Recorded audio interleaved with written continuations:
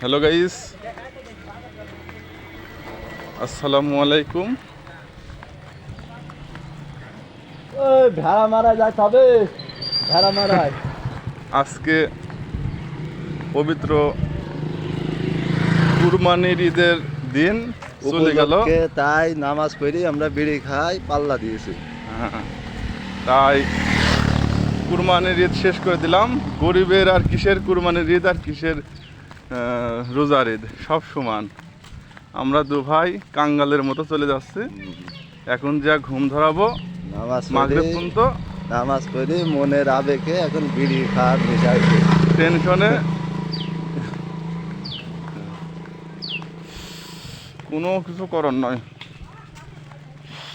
আমার বড় ভাই কি বলে শোনেন?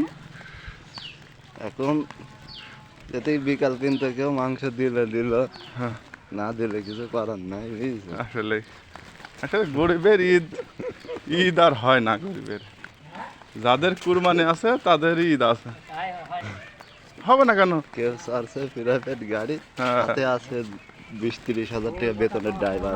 ওরে, আর আমাদের কোনো পা গরিবের- বাইক, আমরা পা বাইকে হেঁটে যাচ্ছি কোনো এই গরিব- যে প্রচন্ড গরমের ভিতরে। কোনো কিছু করার গরিবের নেই। মাসিক ইনকামও 4,000 না।